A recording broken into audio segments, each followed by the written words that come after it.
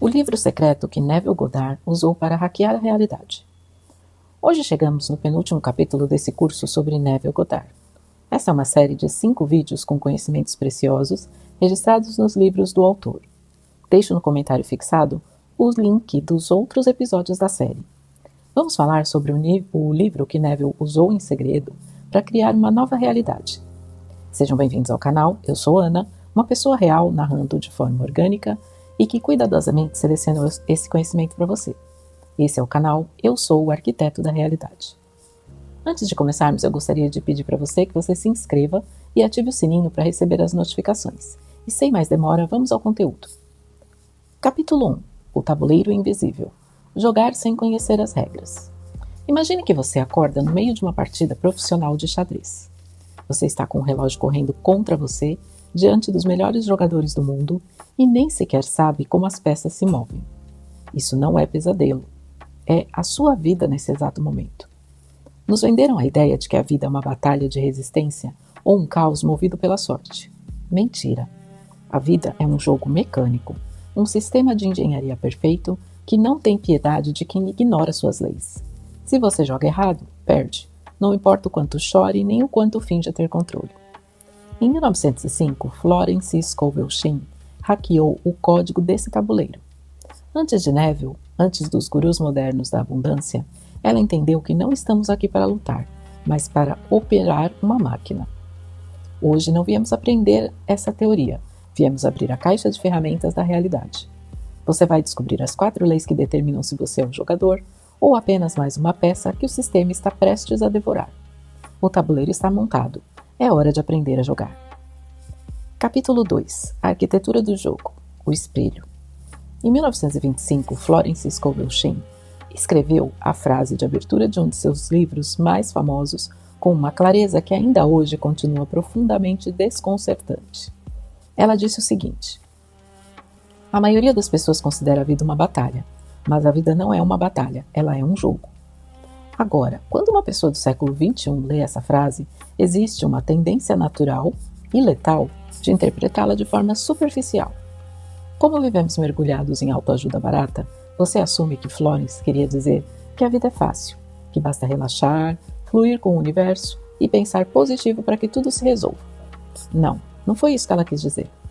Florence disse que a vida é um jogo, e se você tem um mínimo de lógica dedutiva, sabe que jogos possuem regras, mecânicas inflexíveis e que possuem uma arquitetura interna fria e calculada que determina exatamente quem vence e quem perde, independentemente do quanto alguém se esforce, chore ou sofra.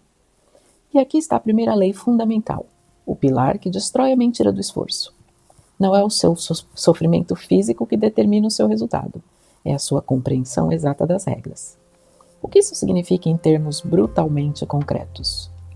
Florence vivia em Nova York no século XX. Trabalhava como mestre espiritual, mas não dava palestras teóricas. Ela atendia pessoas que chegavam até ela com problemas reais e urgentes. Dívidas que ameaçavam destruí-las, relacionamentos completamente arruinados, doenças clínicas, ausência total de propósito. Ela não trabalhava com pessoas que queriam apenas crescer um pouco mais, em um retiro de fim de semana. Ela trabalhava com pessoas caídas no chão, sufocadas pela própria vida.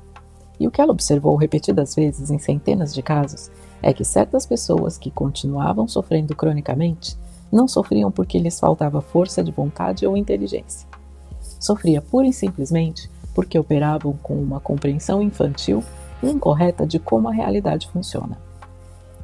Elas acreditavam que a realidade era algo externo, algo que simplesmente lhes acontecia. Um predador que precisavam conquistar à força, negociar, no pior dos casos, suportar de forma resignada até a morte. Aquela famosa frase que nós conhecemos, matar um leão por dia. E Florence destruía essa ilusão de imediato. A realidade ela não é externa.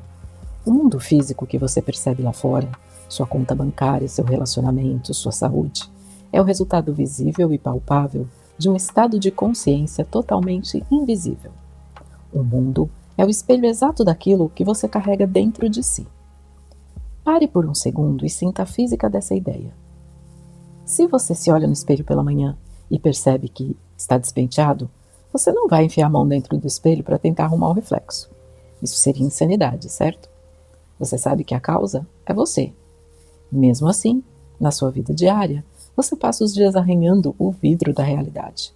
Briga aos gritos com seu chefe, manipula o seu marido ou sua esposa, se esgota trabalhando 16 horas por dia, tentando mudar o reflexo sem mudar o rosto que o projeta. E ainda se surpreende quando suas mãos sangram e a sua vida continua exatamente igual. É aqui que Florence se conecta com uma tradição milenar. Se você já estudou a Cabala e os princípios herméticos, reconhecerá imediatamente essa arquitetura. O primeiro princípio do hermetismo afirma que o todo é mente, o universo é mental, o universo é uma criação mental, e que, como é dentro, é fora, como é em cima, é embaixo. Você já parou para pensar que o nosso sistema solar tem exatamente a estrutura da menor partícula que nos forma a nível básico? Um átomo. Comece a pensar sobre isso.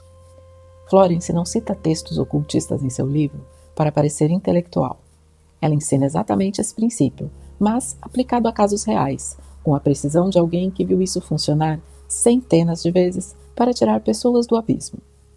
Agora, em que essa engenharia difere daquilo que já venderam para você sobre a famosa lei da atração ou sobre Neville Goddard? A diferença está na estrutura mecânica do seu ensinamento.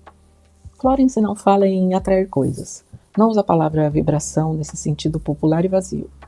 Florence fala de leis, leis espirituais que funcionam de maneira tão precisa, inquebrável e matemática quanto as leis da física.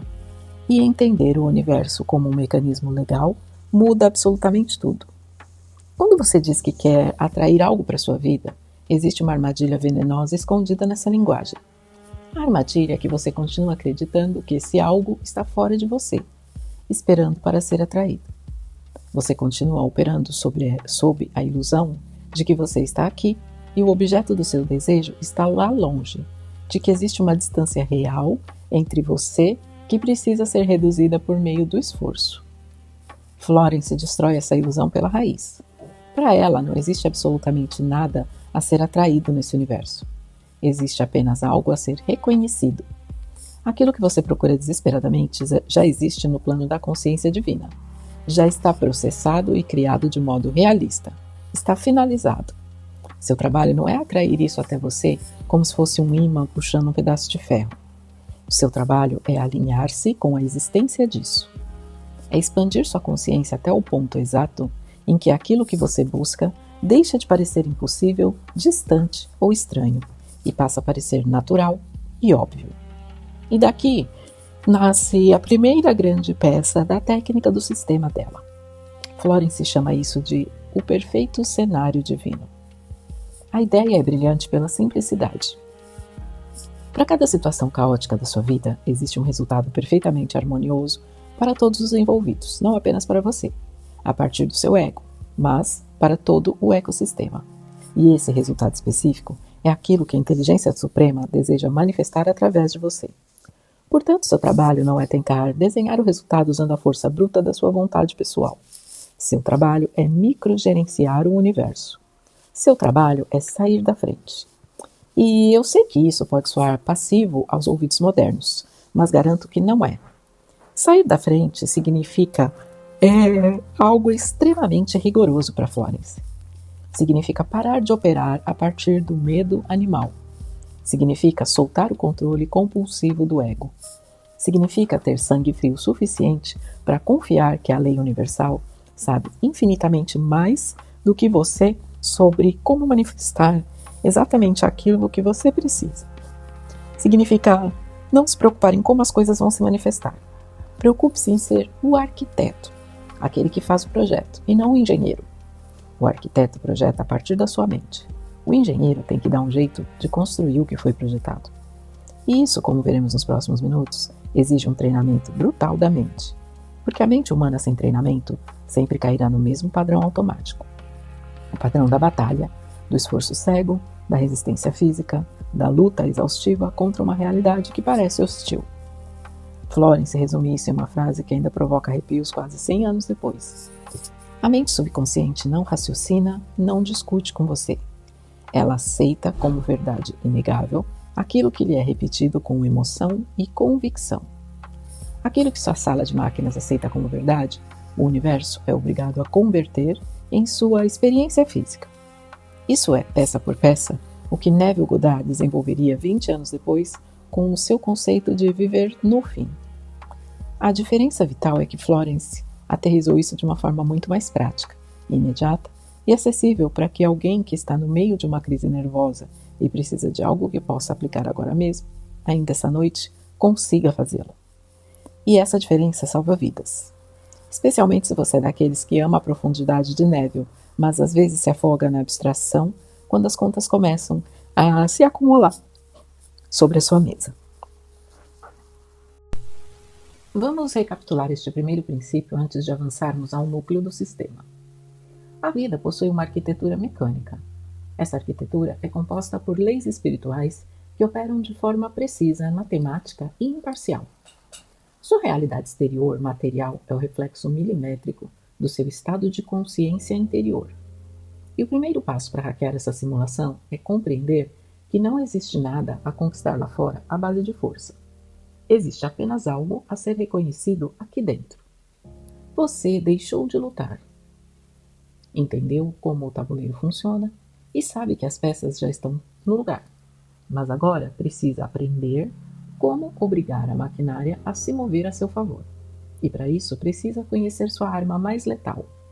Uma arma de precisão que até hoje você vem usando sistematicamente para atirar no próprio pé. Passamos para o próximo capítulo, o poder dos decretos. Capítulo 3. A palavra como ferramenta de criação. Se o primeiro princípio de Florence Scovel Shinn estabelece que a vida possui uma arquitetura invisível, o segundo princípio revela exatamente como você interage com essa arquitetura. E você faz isso principalmente através de um mecanismo que ignora milhares de vezes por dia: a linguagem. Mas quando eu falo de linguagem, não estou me referindo a palavras bonitas. Não estou falando de poesia. Estou falando da linguagem como código de programação. Estou falando das palavras que você diz em voz alta quando reclama com os seus amigos. Estou falando dos pensamentos silenciosos que repete na cabeça enquanto toma banho. Estou falando das histórias miseráveis que conta a si mesmo sobre quem você é e sobre o que é possível para você. Florence tinha um termo clínico para isso, um termo que hoje pode soar ingênuo, mas que na realidade é uma ferramenta de precisão balística. Ela chamava isso de a palavra falada. Para Florence, cada declaração que você faz sobre sua vida, por mais insignificante que pareça, é um decreto espiritual, é uma ordem direta. E nesse tabuleiro de jogo, os decretos possuem um poder criativo literal, não metafórico, literal. Antes que a sua mente lógica comece a rejeitar isso chamando de pensamento mágico, preste atenção na mecânica psicológica por trás dessa ideia. Florence compreendia, com décadas de antecedência da neurociência moderna, aquilo que mais tarde seria confirmado. Sua mente subconsciente é uma máquina perfeita, mas cega. Seu subconsciente não tem senso de humor, não entende sarcasmo, não distingue o que é real daquilo que é apenas imaginado. Ele não avalia se o que você diz é bom ou ruim para você, não verifica fatos, ele apenas aceita a ordem. E aquilo que aceita como verdade transforma imediatamente em seu filtro perceptivo. Transforma-se em padrão automático de comportamento. Transforma em expectativa, determinando como você reagirá diante da próxima crise. Então, quando você senta em uma cafeteria e diz em voz alta: eu nunca tenho dinheiro. Ou quando se olha no espelho e pensa: todos os meus relacionamentos acabam sendo um desastre. Ou quando diz: na minha idade é impossível mudar. Você não está fazendo observações neutras sobre a sua vida. E esse é o seu grande erro. Você acredita que está descrevendo a realidade, quando na verdade você está programando. Você está dando à sua mente subconsciente a ordem estrita de procurar, perceber e confirmar exatamente aquilo que você acabou de declarar. Florence chamava isso de decretos negativos. E cada reclamação é um míssil apontado contra a linha de flutuação da sua própria vida. A solução para isso não é a estupidez de ignorar a realidade ou fingir que seus problemas não existem. A solução é a substituição de código. É substituir decretos negativos automáticos por decretos afirmativos conscientes. E não como um exercício superficial e tóxico de pensamento positivo, mas como uma intervenção direta, no único lugar onde a mudança real acontece: sua consciência. Agora, é exatamente aqui que 99% das pessoas colidem contra uma parede. Elas escutam falar sobre afirmações e assumem que basta pedir 100 vezes, dizendo frases como eu sou milionário, na frente do espelho. E quando 2 semanas depois a conta bancária continua vazia, ficam revoltadas e concluem que o sistema é uma fraude. O erro não está no sistema. O erro está na ignorância absoluta sobre como funciona a coerência. Florence era implacável quanto a isso. Uma afirmação pronunciada a partir da dúvida e do medo não possui absolutamente nenhum poder criativo. Não porque Deus esteja julgando você das nuvens, mas porque a dúvida é mecanicamente um decreto contrário. Quando a sua boca diz, a abundância vem até mim, mas seu estômago está encolhido pelo terror de não conseguir pagar o aluguel amanhã, esses 2 decretos entram em choque e se anulam mutuamente dentro da sua sala de máquinas.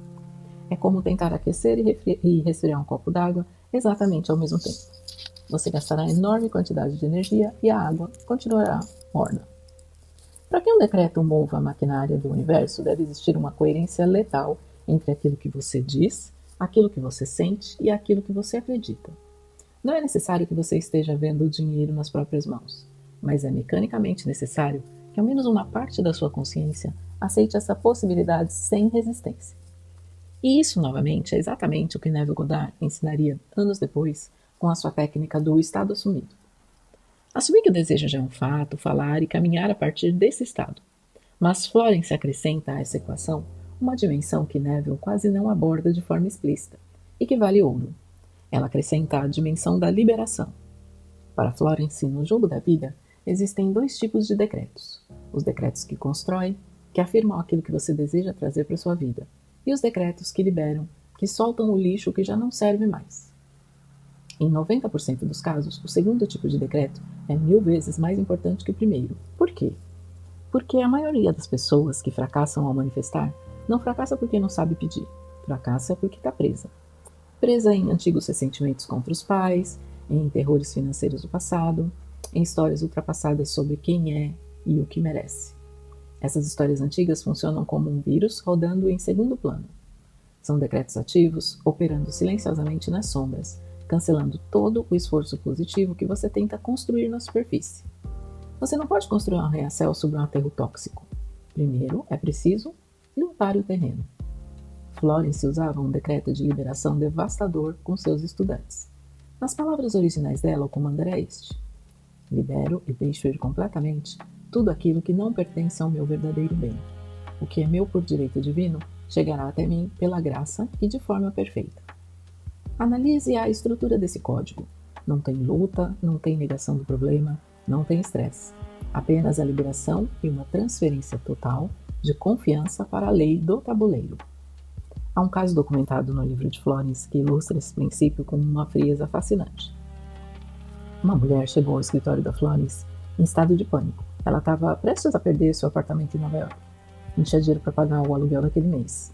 O prazo tinha acabado e o despejo era iminente. Ela tentou conseguir dinheiro por todos os meios lógicos possíveis e fracassou. E Florence não lhe emprestou dinheiro. Não deu tapinhas nas suas costas dizendo que tudo ficaria bem. Ela entregou à mulher um decreto específico para repetir. E preste atenção, foi um decreto que não pedia dinheiro. Foi um decreto que afirmava seu alinhamento com a provisão que já lhe pertencia por direito divino, liberando a obsessão sobre como aquilo chegaria. 3 dias depois, a mulher retornou ao escritório. Alguém, de forma completamente inesperada, havia devolvido uma antiga dívida de milhares de dólares, que ela mesma tinha esquecido completamente que existia. O dinheiro chegou a tempo. Isso não foi um milagre arbitrário vindo do céu. Foi a consequência mecânica de uma mudança no estado em sua consciência. Isso significa que basta repetir 3 frases como um papagaio para que o dinheiro caia do teto? Claro que não. Significa que o estado de consciência a partir do qual você opera determina automaticamente quais oportunidades percebe, quais pessoas contata intuitivamente e quais portas se abrem diante de você. O dinheiro daquela mulher não apareceu do nada, violando as leis da física. Veio de um lugar que já existia. A lembrança de uma dívida pendente com ela, cegada por seu estado de pânico e desespero, literalmente não a fazia enxergar nem recordar. A mudança em seu decreto, a mudança em sua consciência, não criou o dinheiro a partir do vazio. Ela tornou o dinheiro visível em seu tabuleiro. Essa é a verdadeira mecânica da palavra. Não é magia barata. É uma reengenharia de forma como funciona a sua atenção, sua percepção e as suas ações no mundo real. Mas tudo isso nos leva a uma questão ainda maior. Uma questão que provavelmente já está rondando sua mente nesse momento. O que acontece quando você decreta algo com toda a sua força? Quando você faz o trabalho perfeitamente e ainda assim a vida arranca aquilo de suas mãos?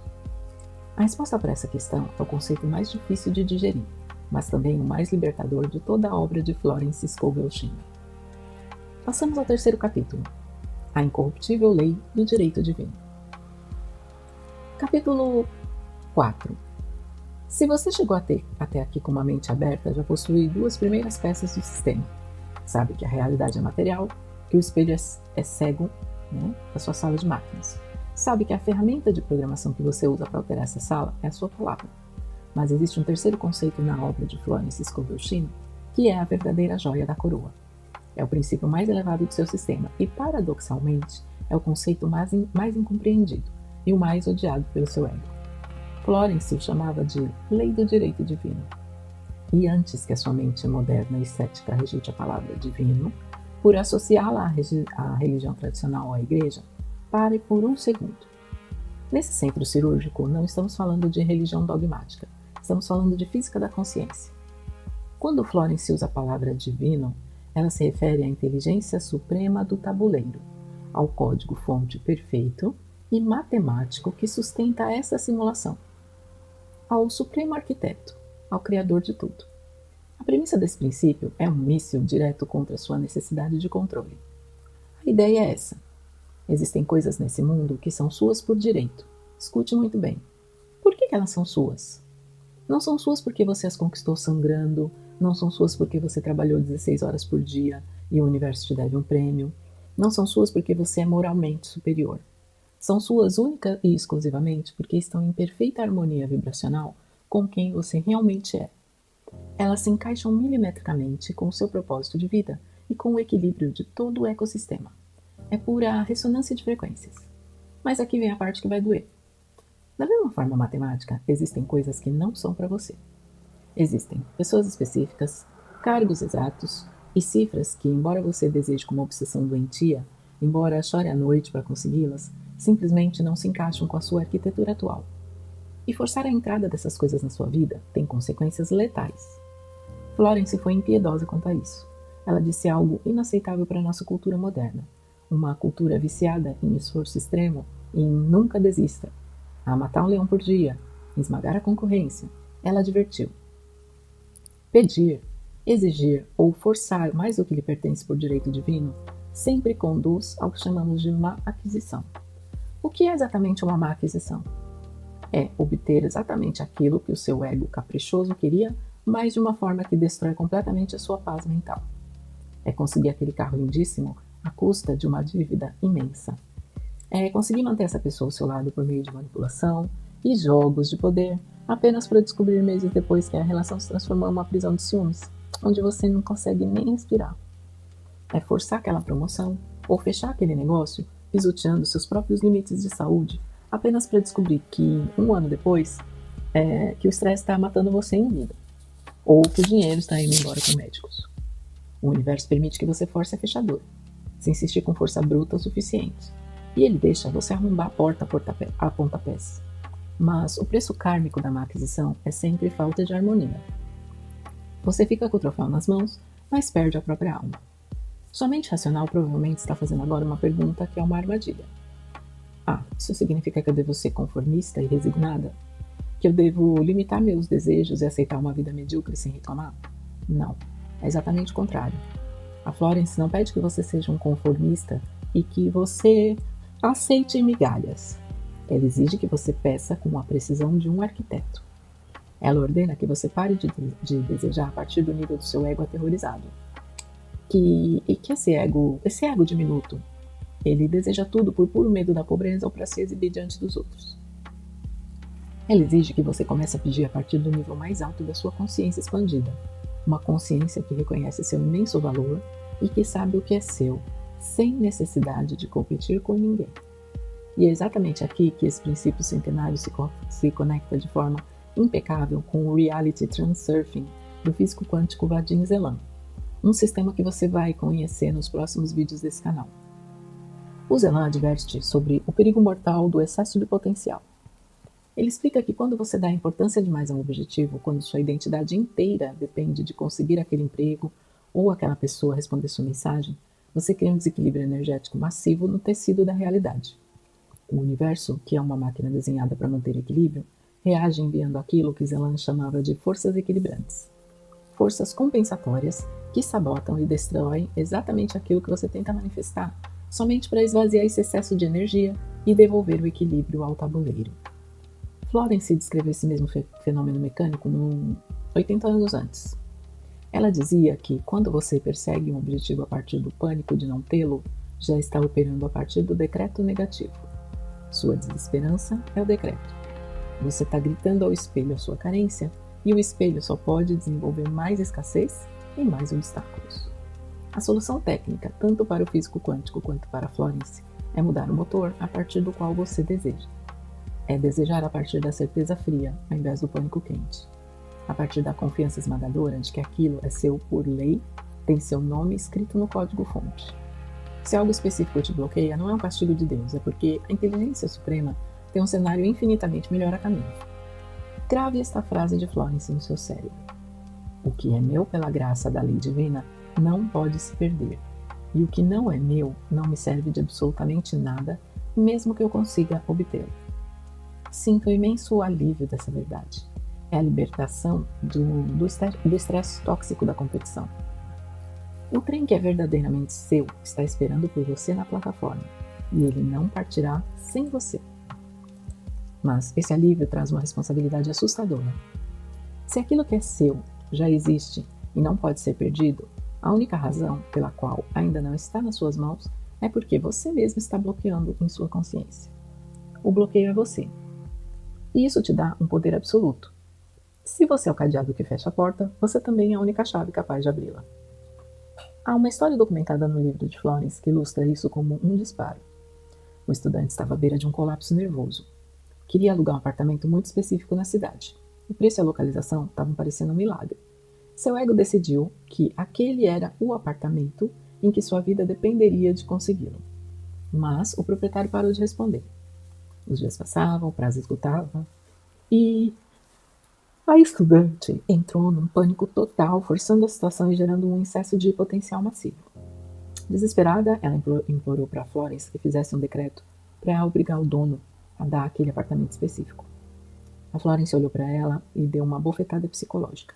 Ela disse: se esse apartamento é verdadeiramente seu por direito divino, você não poderá perdê-lo nem que queira.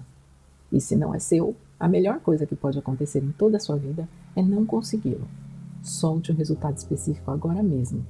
Afirme que deseja a moradia correta para você e solte o controle. A estudante, sem outra opção, rendeu-se. Aplicou o decreto da liberação, o famoso soltar. Soltou a obsessão por aquelas 4 paredes. Reduziu a importância a um zero absoluto.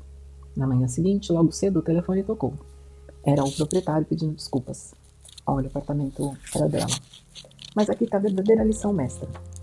A Florence explicou à mulher que se o dono nunca tivesse ligado, isso também teria sido a lei universal trabalhando exatamente a seu favor. Porque teria significado matematicamente que aquele lugar tinha algum problema oculto, ou que o universo havia reservado para ela um apartamento muito melhor na rua seguinte, protegendo-a de se conformar com menos. Esse nível radical de confiança no tabuleiro invisível, essa capacidade quase sobre-humana de soltar o volante, justamente quando você está mais aterrorizado, é o que Florence chama de fé ativa. E esse é o tema do último e mais perigoso capítulo desse sistema. Porque a teoria é linda, mas a realidade ela golpeia com força. Como diabos manter a fé inabalável e soltar o controle quando sua conta bancária está no vermelho? Quando a pessoa que você ama abandona você? Ou quando você está aterrorizado? Vamos lá. A alquimia de transmutar o terror. Capítulo 5. A transmutação. O medo é fé invertida. Se você sobreviveu até esse ponto do centro cirúrgico, você já tem nas mãos 3/4 do sistema de Florence Scovel Shinn. Você entende perfeitamente que a vida possui uma arquitetura de leis que não pode quebrar. Entende que interage com essa enorme maquinária através do código das suas palavras e dos seus pensamentos. E entende ainda que doa ao seu ego que existem coisas que não são suas por direito e que forçar aquilo que não é seu custa caríssimo. Mas ainda falta a peça central. Existe um quarto elemento nessa equação, sem o qual os outros três são completamente inúteis quando a vida real golpeia você. Porque a teoria é linda quando você está tranquilo em casa, lendo um livro, com uma xícara de café. Mas o que acontece quando você é demitido do trabalho numa terça-feira de manhã? O que acontece quando você olha para sua conta bancária e não tem dinheiro para aluguel? O que acontece quando a pessoa em quem você mais confiava te trai?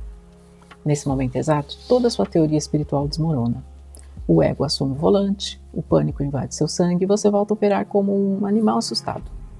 Para evitar esse colapso, Florence desenhou a quarta lei, a transmutação do medo em fé. Florence tinha uma forma de descrever a anatomia do medo que eu considero uma das formulações mais lúcidas, frias e precisas que eu já encontrei em toda a literatura do século XX. Ela disse o seguinte: o medo é a fé invertida. Pare e diga essa frase em sua mente. O medo é fé invertida. A psicologia moderna ensinou você a enxergar fé e medo como duas emoções opostas, como se uma fosse a luz e a outra a escuridão. Disseram a você que a fé é boa e que o medo é um defeito psicológico que deve ser administrado. Florence diz que isso é um erro de cálculo gigantesco. Fé e medo não são duas energias distintas.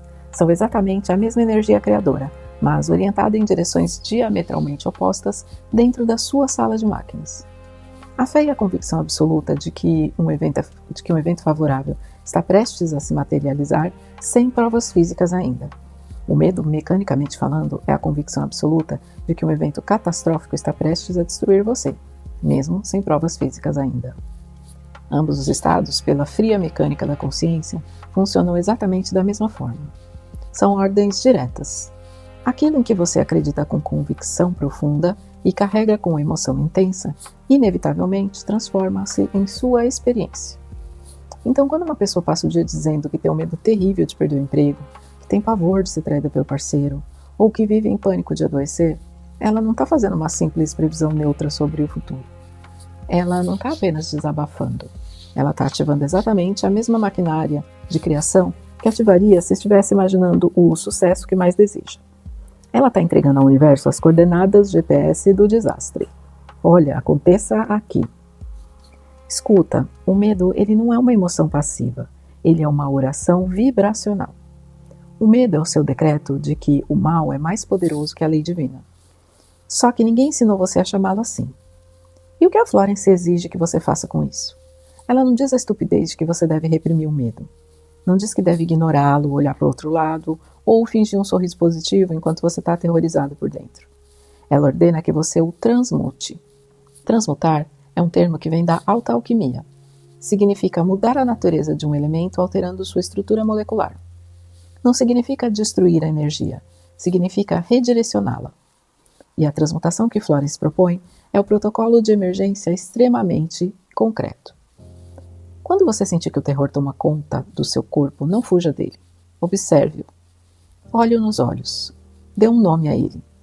E depois, de forma deliberada e agressiva, redirecione essa mesma intensidade de energia para um decreto de fé. Como isso é executado no mundo real? Você usa duas ferramentas de precisão. A primeira ferramenta era o decreto de neutralização. Quando o pensamento de medo surgia em sua mente, projetando um desastre iminente, ela interrompia a simulação de uma vez. Não deixava que o pensamento criasse raízes. Você pode dizer internamente ou em voz alta a seguinte frase de corte: cancela esse pensamento agora mesmo. Essa ideia não tem nenhum poder sobre mim.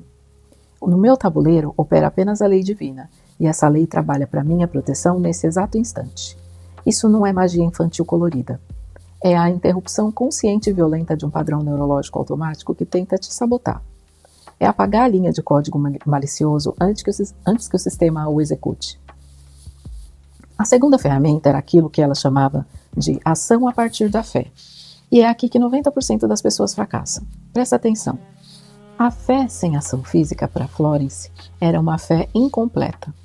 Assim como está escrito na Bíblia, no livro Tiago, capítulo 2, versículo 26. Porque assim como o corpo sem o espírito está morto, assim também a fé sem obras é morta. Mas a ação que nasce do medo, a ação que vem da urgência desesperada e do pânico, reforça e multiplica exatamente o estado de carência que você tenta destruir. A pergunta na sua vida não é se você deve agir ou não agir. A pergunta vital é: a partir de qual estado interno você está agindo? Imagine duas pessoas indo para uma entrevista de emprego.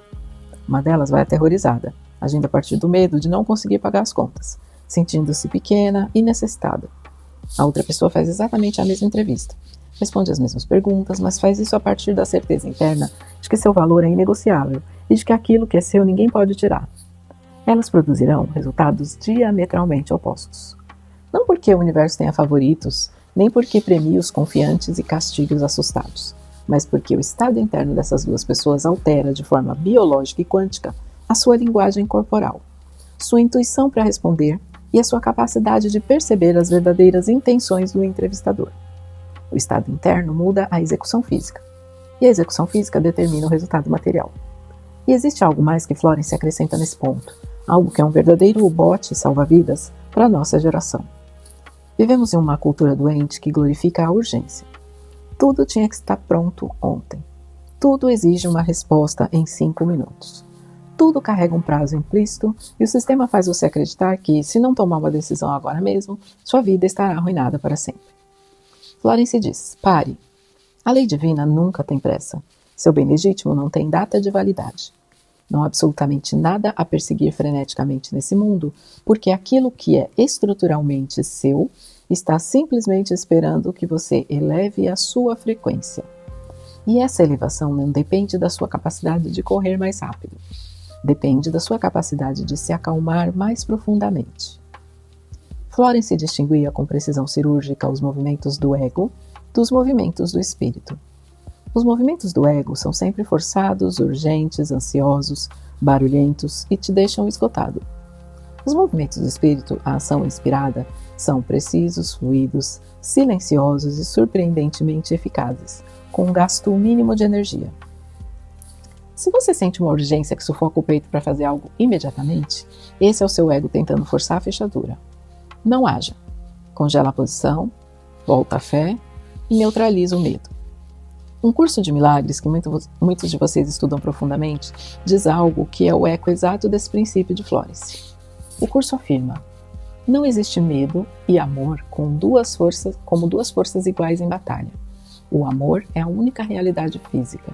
O medo é apenas uma ilusão, uma alucinação que sua mente constrói sobre a ausência temporária de amor. E toda ilusão que desintegra instantaneamente quando você ilumina com a luz da consciência. O medo não é uma força real que ataca você. É um erro no seu código. E erros de código podem ser reescritos ainda essa noite. Da próxima vez que o terror, pelo futuro, tentar sequestrar sua mente, não brigue com ele na lama. Não se sinta culpado por ter medo. Você é humano. Apenas observa. Nomeie-o como ilusão que ele é. Cancele-o em voz alta e, de forma deliberada, execute seu decreto de poder. Essa é a transmutação, a verdadeira alquimia mental. Com o tempo, essa prática repetida reescreve por completo as trincheiras da sua mente subconsciente, e quando isso acontece, o medo perde sua autoridade sobre suas ações. Ele nunca desaparece totalmente porque sua biologia sempre tentará proteger você, mas deixa definitivamente de ser o piloto que conduz sua vida. Esse é o quarto princípio de Florence Scovel Shinn. E com essa última peça, o sistema vai estar completo. Você vai ter todas as regras do jogo sobre a sua mesa. Se esse conhecimento brutal chegou à sua tela hoje, garanto que não foi por acaso. Seu próprio estado de consciência o exigiu. Florence sabia disso em 1925. Capítulo 6.